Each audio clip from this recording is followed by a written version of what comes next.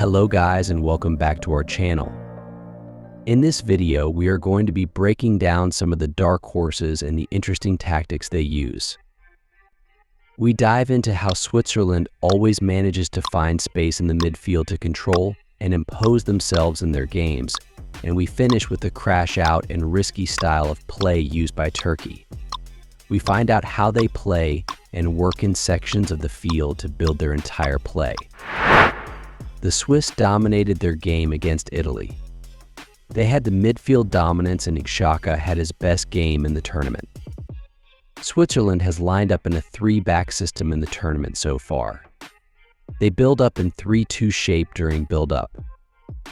Getting the ball to the midfield pivot is the goal to dictating the game. They pushed Rodriguez high and gave him more freedom. He plays sometimes in line with the pivot.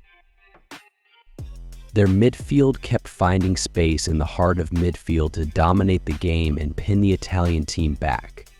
Xhaka had a massive influence on the game. He was afforded too much space, and whenever he had the ball, he was able to pick runners in behind and in the front line.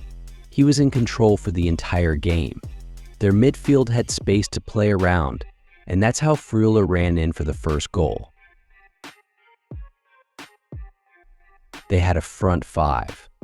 Embolo, the striker, pushes the Italian backline deeper, and the two number 10s play in behind the midfield. Vargas had a field day with Lorenzo on the day. He ran him into the ground. He assisted the first and run past the defense for the second. In defense, the Swiss had two structures. They had an aggressive 1v1 press and kept breaking the Italian build-up. They kept taking the wind out their sails. If the press gets beaten, they form a mid-block of 4-4-2 to keep the game in shape. They had an excellent game, and their coach Murat Yakin has been coaching impressively. Our next team on the list is Turkey. The Turkish team impressed this Euros. The Turks build up with a split center backs to keep a back three with the keeper at the center. They push their fullbacks high to the pivot line to form a 2-4 structure in build-up. They change the build-up into 2-3-5 in the second half to take full advantage of the extra man they have. The left back moves into midfield and advances into the half space to join the attack. Within this large system and structure, there are little tweaks in and out in some sections of the team. In attack, the system is built to suit the double 10s in Arda Güler and Hakan. The striker, Yilmaz, played a lot more on the right. He played more as a winger than the 9 in this game. With Turkey looking to compress the pitch, they went direct, trying to play Yilmaz in behind. They were very right-side dominant with their attacks.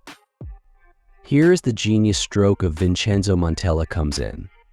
They played with two number 10s, one right-footed and the other left. He uses his most talented players Arda Güler and Hakan, who wants to play in the central areas, as two false 9s. This is a tactic similar to what Arteta did with against Liverpool in their December win. They are two strikers. It paid off because Hakan had more influence in attack, and that's how they got the first goal. In defense, they play with one of the most aggressive press in the tournament. They move more than half of their outfield players in the opponent area.